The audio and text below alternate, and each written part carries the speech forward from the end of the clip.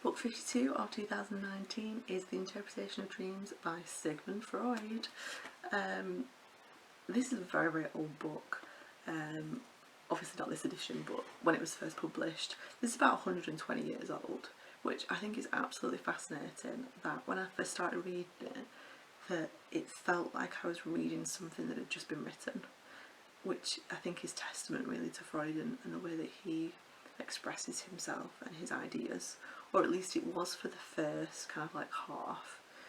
The latter half of it is very dense and very laboured, but I think that's because the latter half of it is Freud kind of arguing and trying to persuade you of something that isn't as credible as the beginning half, which is a kind of what I experienced when I read Darwin's On Origin of Species. Is very kind of like trying to persuade you of it because it's not something that's kind of accepted yet. But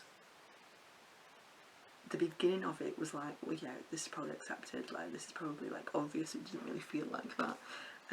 It's really, really interesting actually read the beginning of this, because it talks about like dream interpretation. Now, dream interpretation can tell you about your unconscious kind of thoughts and feelings about things, and how a lot of what you dream is kind of like wish fulfillment. It's kind of like what you hope to happen. But the problem is that it's often distorted and it's often symbolic, and the best person to interpret it is the dreamer, with help, you know, from a psychoanalyst, because your mind is using stuff that's in your mind to piece together things, to allude to other things, and only you know kind of how they're connected. Like something in your mind will be, you know, kind of important to you and make sense to you, but probably wouldn't to other people. You know, if I was to think of a rose, for example, what that rose means to me and what other memories that triggers off is very different to somebody else. So the schemas that are activated in response to that, the memories that are reacted to that, reacted after that, you know, it's very different for everybody. So only kind of the dreamer can kind of interpret it, which is why it's so difficult to understand your dreams. And as well, like, I mean, I think Freud gives lots of examples of dreams that he's had, lots of dreams of people that he knows, and dreams from people who he's treated, which he says are not very reliable because, you know, they have like hysteria or whatever, so he focuses mainly on people in general, because they, you know, people with hysteria or mental health issues or whatever, their dreams will be affected by that, so it wouldn't necessarily tell you accurately about the person's unconscious thoughts or whatever. Like anxiety dreams or whatever. So he kind of recalls like normal dreams, and they kind of like tell you about like what you're thinking at the time and stuff like that. And it's really interesting to see his dream that seems very kind of like absurd and inconsequential. That's it. And yet he interprets it, and it's like, oh, that makes so much sense. Like of course, like, you know, yeah, that the way that he describes it is genius. And it's kind of like, he says like in dreams, like each little thing is representative of something else. Like a person in your dream might look like another person, but then you're alluding to both things at the same time, or you're alluding to one thing. Like it's just like, it reminds me actually of a scene in an episode of House when Amber dies, and he keeps thinking about like a piece of amber, and like this ant in the amber, and he can't understand why he keeps thinking of Amber, and he's thinking of Amber the person, and it's like it's symbolic of that, and that's very kind of Freudian in terms of dream analysis. Everything in your dream is a symbol of something else, is alluded to something else, and it's your job to kind of figure out what that's alluding to. And he mentions things like numbers, like there'll be a number of something and it'll be representative of something else. It's fascinating to read like how he interprets things, and it's funny because I'm reading The Intelligence Trap at the minute, and it talks about like very intelligent people will find kind of like explanations for things that make no sense. So an example would be Tennyson, who believed in the little girls that said that fairies existed. That wasn't Tennyson, Arthur Conan Doyle.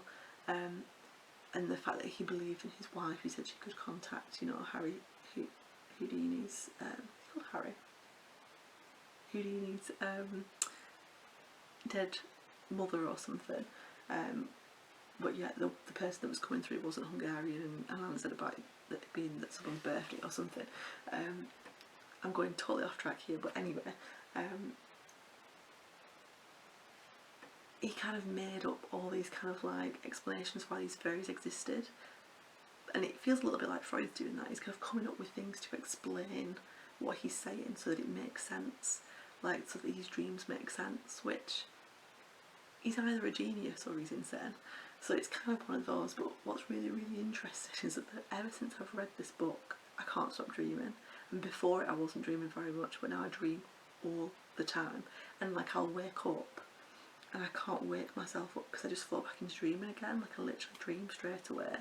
And I can never remember fully my dreams, but I can remember bits of them, and I'm thinking, trying to interpret them, it's so difficult to interpret them because, you know, as if you're in it and it's your dream, it's quite difficult.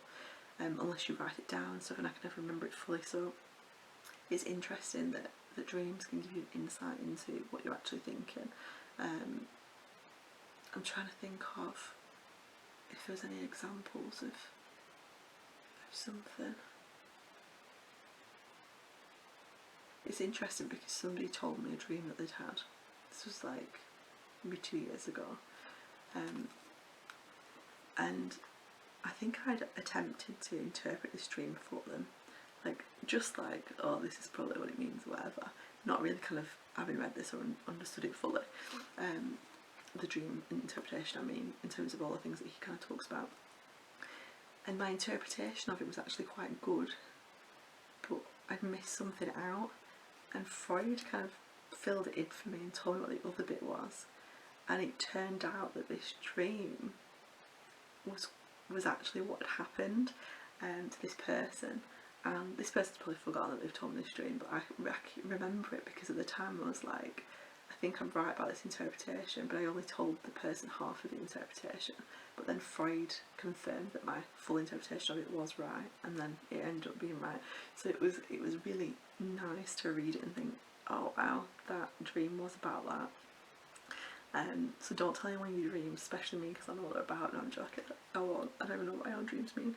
But yeah, it was really, really interesting. So it's definitely worth a read for the first like half of it. It gets quite dense and you can tell it's an old book towards the end. But apart from that, yeah, it was good.